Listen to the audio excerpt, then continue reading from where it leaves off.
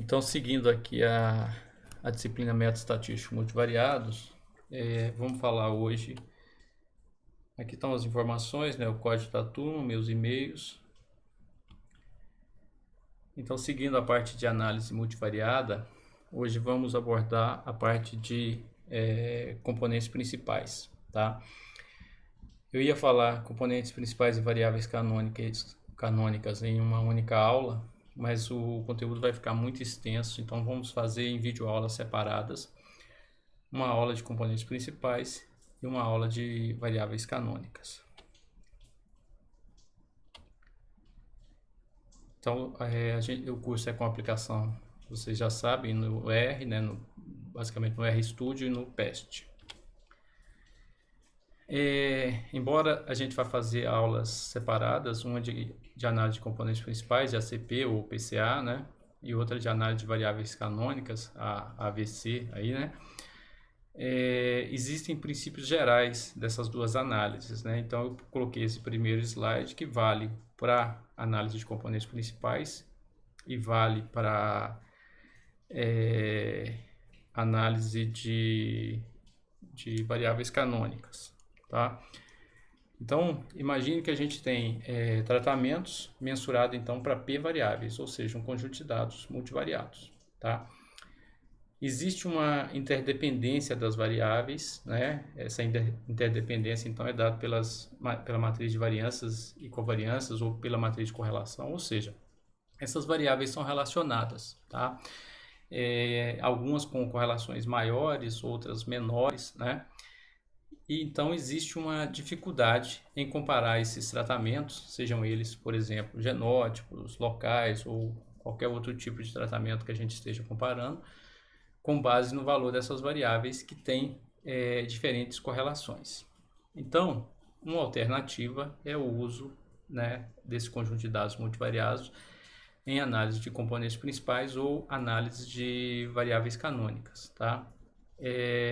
Em que consiste, então, essas análises? Elas consistem em transformar um conjunto de dados dessas variáveis, desse conjunto de dados multivariados, x1, x2 até xp, que apresentam uma interdependência complicada, ou seja, correlações variadas, né, em um novo conjunto de variáveis, y1, y2 e yp, que são os nossos componentes principais ou as nossas variáveis canônicas, que sejam não correlacionados, né? Então observem que as variáveis x1 e xp elas são correlacionadas e tem que ser, porque as variáveis, para serem analisadas por técnicas multivariadas, elas devem ser correlacionadas. Óbvio que os extremos e as correlações próximas de zero devem ser evitadas, né? Mas os componentes principais ou as variáveis canônicas não são correlacionados, né? E suas variâncias são ordenadas para que seja possível comparar esses tratamentos, né? Quais sejam esses tratamentos, usando apenas aquelas variáveis canônicas, aqueles componentes principais que representam a maior variância. Então ocorre uma redução na dimensionalidade dessas P variáveis aqui para os primeiros componentes principais ou primeiras variáveis canônicas, dos quais a gente procura explorar isso em nível gráfico, gráficos de dispersões, interpretar esses componentes, essas variáveis canônicas, tá? Então esse primeiro slide ele vale tanto para componentes principais e variáveis canônicas, mostrando os princípios gerais dessas análises. Então agora vamos focar na análise de componentes principais, a famosa PCA, né, da sigla em inglês, ou ACP da sigla em português. Então essa técnica foi proposta originalmente por Pearson em 1901, então data do início do século passado, e consolidada por Hotelling em 1933 e 36, tá? O uso só ficou difundido após o desenvolvimento dos computadores modernos, né? Por quê? Porque envolve álgebra, cálculo de inversões de matrizes, álgebra de matrizes, autovetores, autovalores, né? E mais recentemente, né, ela tem sido amplamente utilizada em várias áreas da ciência. Embora, como eu já falei em aulas anteriores, muitos pesquisadores coletam dados multivariados, porém os analisam somente no âmbito da estatística univariada. Então ainda existe um campo para crescimento dessas técnicas, da ampliação do uso dessas técnicas. Tá? E essa técnica então visa explicar a estrutura de variâncias e covariâncias através de poucas combinações lineares das variáveis originais. Tá? Os componentes principais, eles são combinações lineares dessas variáveis, né? Então a gente busca uma redução na dimensionalidade, em que poucos componentes, vão ser combinações de todas as variáveis mensuradas, possam explicar grande parte da variação dos seus conjuntos de dados. E essa variação é dada em ordem crescente, ou seja, o primeiro componente explica a maior parte da variação, depois o segundo, depois o terceiro, até o componente que explica a menor parte da variação. Então, o objetivo é reduzir os dados e colocá-los na forma mais adequada para análise, evidenciando tendências e facilitando interpretações. Então, a análise de componentes principais é uma técnica de análise multivariada que consiste em transformar um conjunto original de variáveis, x1 a xp, em outro conjunto, que são os nossos componentes principais. Nós podemos chamar de CP1, CP2, CPP, podemos chamar de Y1, Y2, YP, os nossos componentes principais. Tá? Existem tantos componentes principais quanto o número de variáveis, porém pode ser menor que o número de variáveis se apenas um número menor já explicar 100% da variação. Tá? Assim, simplifica-se o conjunto de dados, resumindo as informações originalmente contidas em um grupo de N variáveis, essas x1, x2 até xp aqui, em poucos componentes que retém o máximo da variação originalmente disponível naquele conjunto de dados. Algumas particularidades da análise de componentes principais. A primeira é que não há necessidade de dados com repetição. Então isso é bem interessante, né? Então, aquela variação dentro dos tratamentos, a gente não vai ser avaliada aqui na análise de componentes principais. Então, quando a gente já tem os tratamentos que a gente pressupõe que eles são bem homogêneos dentro, simplesmente a gente quer fazer a comparação entre os tratamentos, a gente não haveria necessidade, então, de ter esses dados em nível de repetição. Se tivermos os dados em nível de repetição, a gente pode transformá-los em dados médios, né, e utilizar essa estratégia da análise de componentes principais com os dados médios, sem a necessidade de repetição. Pode acontecer casos que você não tenha repetições, que você tenha apenas réplicas, e aí você pega a média dessas réplicas e use cada uma como uma observação, caracterizando uns dados sem repetição. Permite tamanho da amostra n menor que o número de variáveis. Então essa característica também é bem interessante, né? Para qualquer teste que a gente vai aplicar, se a gente tiver um número o n, né, menor que o número de variáveis, a gente não tem como aplicar teste nenhum, porque a gente vai ter grau de liberdade negativo. Já para análise de componentes principais, isso não seria problema. Óbvio que um número muito grande de variáveis, às vezes isso causa problema na interpretação, no fato dos primeiros componentes explicarem pouco da variação, e cabe até técnicas de avaliação da importância das variáveis, descarte de variáveis. Mas em princípio a gente poderia usar um número muito grande de variáveis para um conjunto de dados não tão grande. Isso aqui é uma flexibilidade muito grande da análise de componentes principais. Uma terceira é que seu uso não necessita de normalidade, embora ele seja mais adequado, a técnica seja mais adequada para conjuntos de dados quantitativos contínuos, tá? Mas a gente pode misturar, inclusive, dados com variação contínua com dados categóricos e fazer análise e ter boas interpretações, tá? Então, essas particularidades aqui são bem interessantes, porque elas mostram grande flexibilidade da análise de componentes principais. Talvez daí o teu uso tão intenso, tão grande.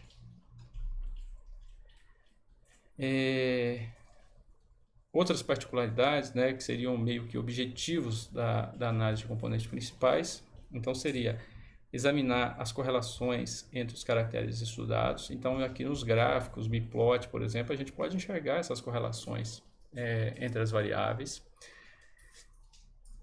Segundo aqui, resumir um grande conjunto de caracteres em outro menor e de sentido biológico, né?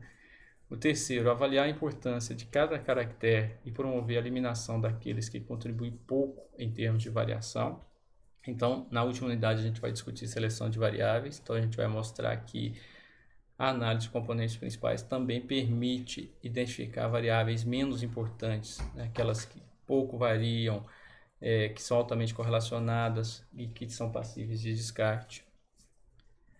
Construir índices que possibilitem agrupamento entre os indivíduos. Esses índices, que são os componentes, eles podem ser interpretados, né? E permitir o agrupamento de indivíduos com mais alto grau de similaridade mediante exames visuais em gráficos de dispersão bi ou tridimensional. Então, via a análise de componentes principais também a gente pode enxergar cluster, agrupamentos, embora não seja a técnica mais adequada para a análise de agrupamento, mas os gráficos de dispersão já permitem a gente enxergar algum grau de agrupamento. Antes de fazer a análise de componente principal, é importante que a gente padronize os dados, padronize as nossas variáveis. A padronização pode ser de duas formas, né? A nova variável, né? O novo valor para aquela variável vai ser dado pelo valor da variável menos a média dividido pelo desvio. Essa padronização é com média 0 e variância 1. Ou simplesmente dividir o valor daquela observação pelo desvio padrão. E aí a gente tem a padronização com variância 1, tá? Então, quando eu pedi inicialmente para a gente calcular uma matriz de variâncias e covariâncias entre as variáveis, matriz de correlação entre as variáveis, é justamente para a gente poder enxergar melhor isso aqui, dado nas unidades anteriores, dado que a gente vai utilizar isso aqui na análise de componentes principais e na análise de agrupamento. Vale salientar aqui, ó, que a matriz de correlação das variáveis xj é igual à matriz de variâncias e covariância das variáveis padronizadas, tá? Então, por que eu padronizo? Eu padronizo porque as minhas variáveis, né, eu medi n variáveis, p variáveis, elas podem ser medidas em unidades diferentes, em magnitudes muito diferentes, e isso vai influenciar a análise, vai influenciar a importância dessa variável para mostrar a diferença entre os tratamentos, né? E eu padronizando, eu resolvo isso, eu minimizo esse efeito, né? Ou eu padronizo e posso até usar a matriz de variâncias e covariâncias, ou eu uso a matriz de correlação, né? Dado que existe essa relação aqui, que é a matriz de correlação dos dados entre as variáveis dos dados originais é igual a matriz de variância e covariância dos dados padronizados.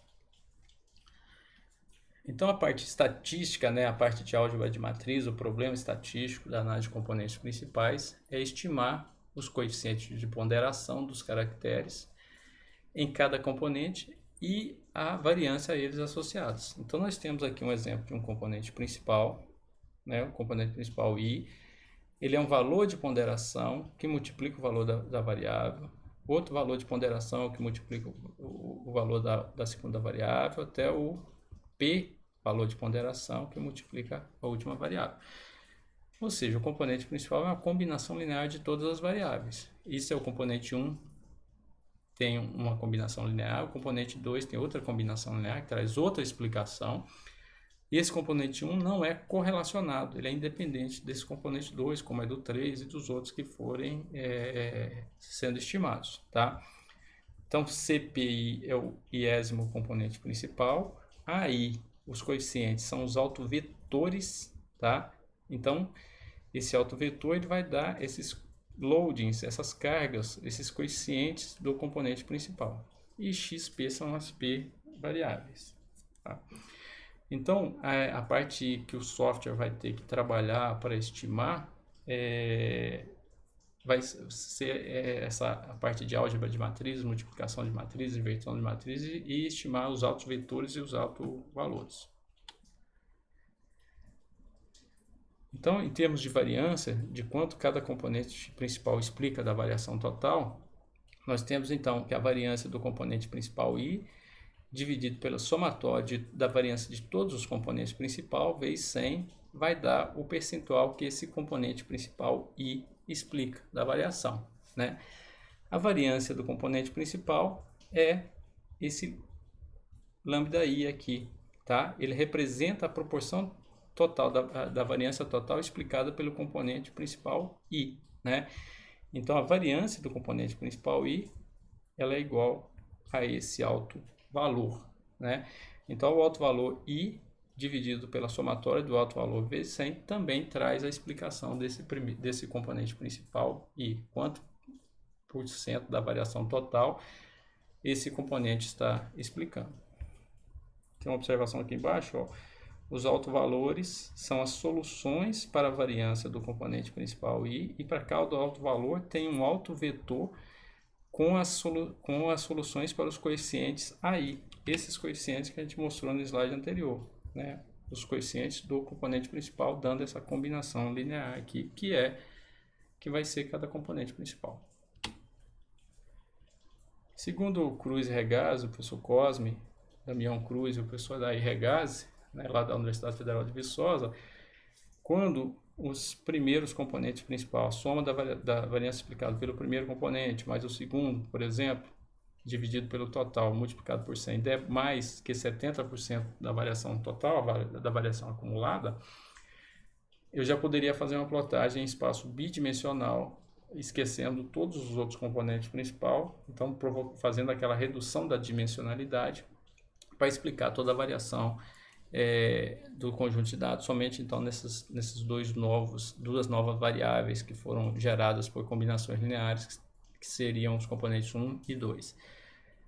Se precisar dos três primeiros, componente 1, componente 2, componente 3, para dar 70%, a plotagem dela seria no espaço então tridimensional.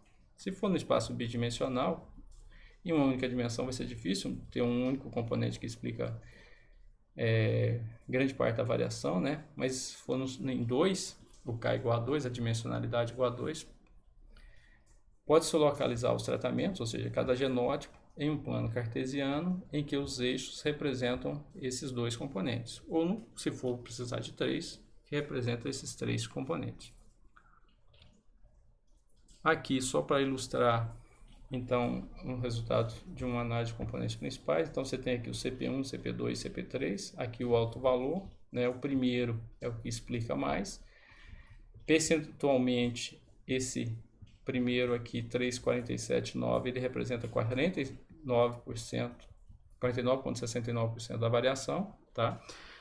Bastaria somar isso aqui tudo e fazer uma regra de 3 para ver quanto que esse aqui explica, quanto que o segundo explica. E aqui geralmente vem dessa forma, vem aqui a variação simples de cada componente. Observe que esses últimos aqui explicam muito pouco da variação, né? 1% aqui da variação. E aqui é a variação acumulada, quer dizer que o primeiro explica 49 mais 28 vai dar o 77, então quer dizer que os dois primeiros já explicam mais de 70% da variação. E que os 3 primeiros explicam 99% da variação. Então eu poderia, sei lá, plotar isso aqui no espaço tridimensional, ou plotar no espaço bidimensional, dado que os 2 primeiros explicam mais de 70%, porém interpretar os 3 primeiros. E esses CP4, CP5, CP6 e CP7 a gente descartaria. A questão da análise de agrupamento de componentes principais e a relação dela com a análise de agrupamento. Então, se eu fosse fazer um gráfico, né, com todas as variáveis, aqui é um exemplo, onde eu coletei em diferentes locais e medi numa amostra de solo, por exemplo, matéria orgânica, pH, nitrogênio e umidade, tá? Se eu fosse fazer um gráfico multidimensional, ele ficaria nessa forma aqui, né? E seria muito difícil interpretar esse gráfico, né? Com essas 4 variáveis, né? Qual seria uma alternativa?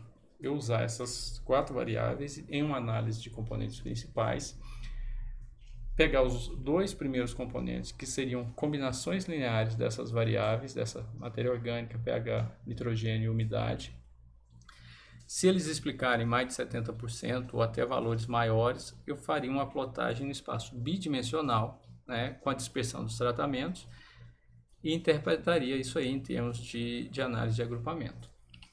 Então aqui, esse gráfico não é com as mesmas variáveis daqui. Esse gráfico aqui é com grupos genéticos de patos, né? Então a gente tem aqui nativo macho, comercial macho, nativo fêmea, desculpa, comercial macho, nativo macho e comercial fêmea, né? E foram medidos esses vetores aqui. Esse aqui é um tipo de gráfico biplot, né? A gente tem aqui o componente 1, que explica a maior parte da variação. Nós temos aqui o componente 2, que explica a segunda maior parte da variação. Então, nós podemos plotar isso no espaço bidimensional. Então, de certa forma, dá para enxergar que aqui nós temos os nativos machos, né? Bem longe aqui do nativos fêmeas, bem longe aqui do comercial macho. E nessa região mais central aqui, próximo da média, né, o zero é a média padronizada, nós temos lá o nativo macho e comercial fêmea. Quando a gente bota os vetores com as variáveis, a gente chama esse gráfico aqui de biplot. Quanto maior o vetor, quer dizer que tem maior variação para essa variável. LCX aqui, né, são as variáveis respostas, as variáveis dependentes. E quando essas variáveis estão mais próximas desse grupo genético, então se a gente pegar essa variável aqui, fizer uma expansão desse vetor e plotar aqui, por exemplo, se a gente fizer uma expansão desse vetor aqui, ó, e fizer um paralelo com esse aqui, um 90 graus com esse aqui, a gente descobre que esse comercial macho, ele apresenta grande valor para essa característica aqui, que acho que é o LPT. Tá? Então, dessa forma que a gente interpreta um gráfico de biplot. De certo, dá para a gente ver algum grau de agrupamento, só que é óbvio que usar análises próprias de análise de agrupamento, como métodos hierárquicos, não hierárquicos, a gente consegue enxergar melhor esse agrupamento. Mas vamos pegar aqui que a gente tivesse, supor aqui que a gente tivesse 3 grupos, comercial macho, nativo fêmea, e esse do meio aqui fosse o comercial fêmea e o nativo macho juntos. O que significaria? Que o comercial macho apresenta maiores valores para essas características, que são características de peso da carcaça, né? Geralmente, essas raças são selecionadas e apresentam os maiores pesos. E o que está no sentido inverso, aqui o nativo fêmea apresenta os menores valores. E o que está aqui nessa região central, próximo do ponto zero, que é a média padronizada, o valor da média padronizada, ele apresenta valores intermediários. Então, é assim que a gente interpreta esse gráfico que a gente chama de biplot ou biplot. Tá? Além da análise de agrupamento, então, a gente poderia interpretar os componentes. Os componentes, então, são interpretados com base nas suas cargas, nos loadings, nos coeficientes, que são dados pelos autovetores. Aqui, então, a gente tem as variáveis M1, M2, M3 e M4. E aqui é o primeiro componente principal, que explica 67% da variação. Né? Então, ele traz uma explicação, e a principal explicação para a variação que existe naquele conjunto de dados, né? Mostrando que a explicação aqui é dada por altos dos valores de M1, valores altos também de M2 e M4, e porém valores negativos e grandes do M3. Essa é a principal diferença que marca aquele conjunto de dados. Existe uma segunda explicação, que é dada por valores pequenos, porém próximos da média. Aqui o zero seria o valor médio padronizado. Valores altos para M2 e M3 e não tão altos para M4. Então, existem também diferenças que são marcadas por tratamentos que apresentam essas particularidades. Valores altos para M2 e M3 e valores negativos e próximos da média para M2. Então, quando se faz uma análise de componentes principais, é importante a interpretação dos componentes principais. É importante também a plotagem e a interpretação desses gráficos, principalmente esse tipo de gráfico que a gente chama de biplot.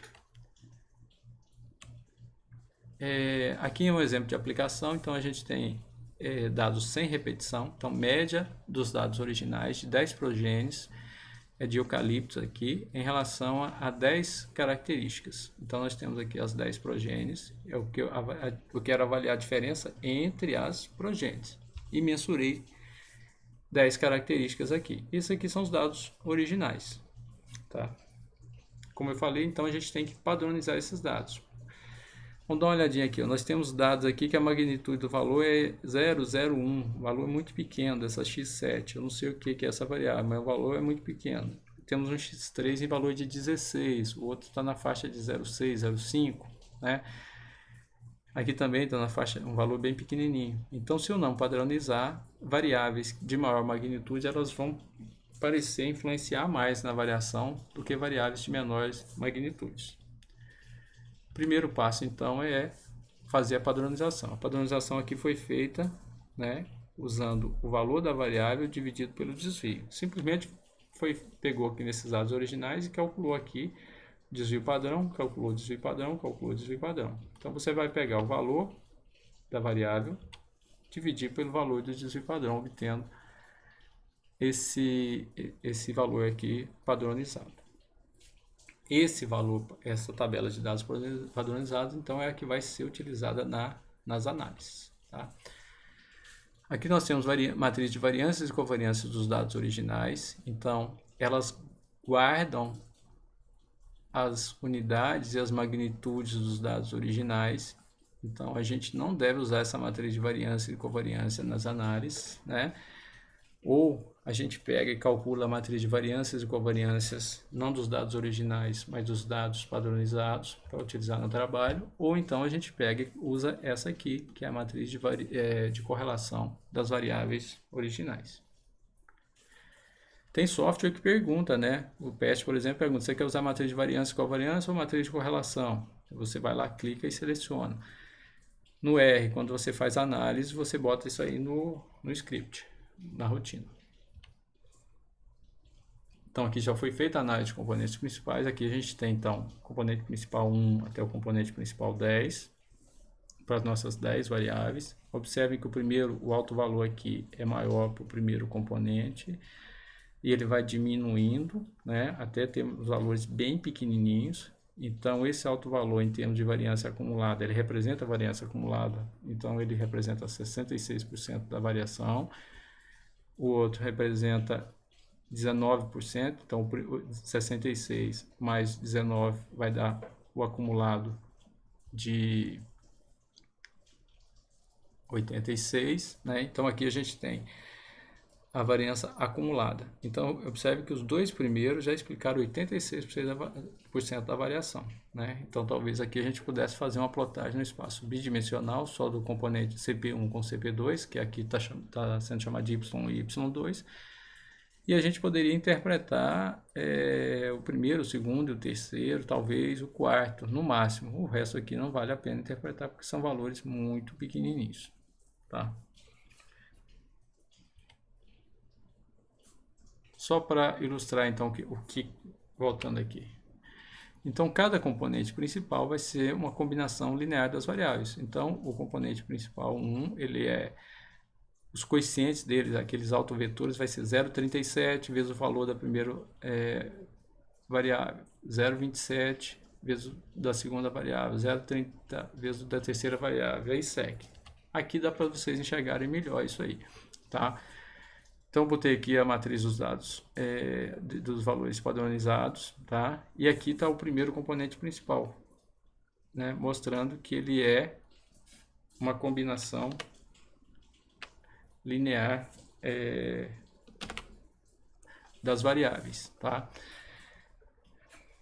Lembrando aqui, ó, 0,37, 0,27, 0,37, 0,27. Então, eu vou pegar o primeiro componente, 0,37 vezes o valor da primeira variável.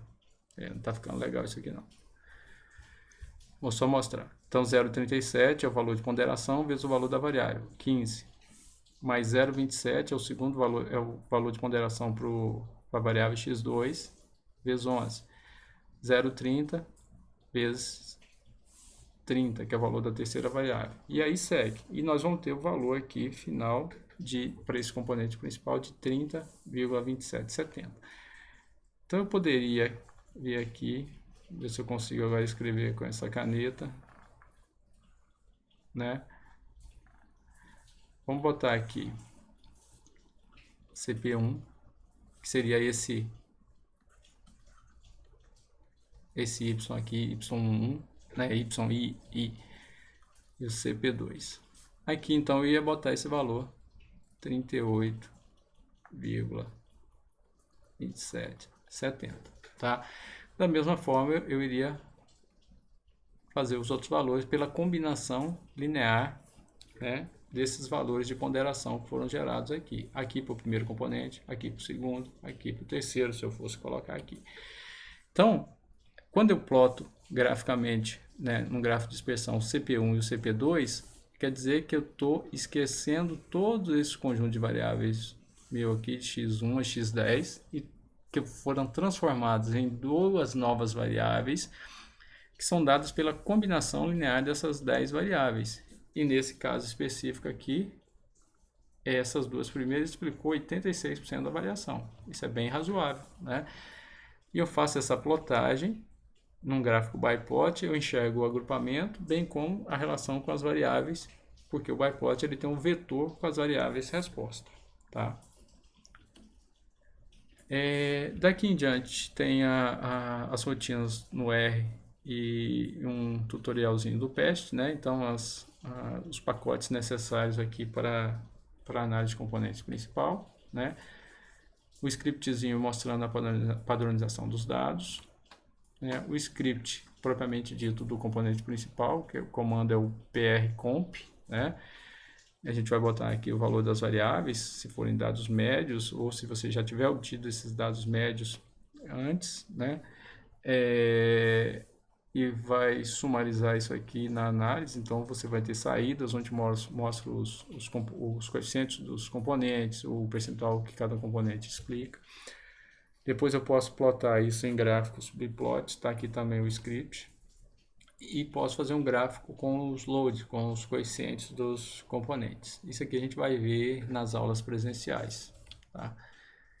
Tem um tutorialzinho no PEST, né, que o PEST é mais usando o clique, né, você importa o conjunto de dados, depois você marca por cores diferentes os diferentes tratamentos, né, e vai pedir a análise, tá? Aqui é a análise de componentes principais. Lembra que eu falei que aqui ele pergunta que se você quer usar matriz de variância e covariância, ou var-covar, ou matriz de correlação, né? Então você opta aqui por matriz de correlação, principalmente se os seus dados não são padronizados, né? Às vezes você tem dados medidos em unidades próximas, com magnitudes próximas, então você não precisaria de padronizar os dados, mas aí, pelo menos na hora da análise aqui, peça a matriz de correlação. Aqui os autovalores e o percentual que cada componente explica. Aqui no caso o primeiro já explicou 91% da variação, né? Aqui o PEST solta esses gráficos que tem os coeficientes dos componentes, né, os loadings. Então isso aqui é bem interessante que a gente interprete. A gente vai trabalhar isso bastante na aula, rodando exemplos e buscando a interpretação desses componentes. Outro gráfico biplot, né, mostrando aqui aquele mesmo das aves, né? Acho que é basicamente isso, e a gente vai fazer as complementações na aula prática, tá?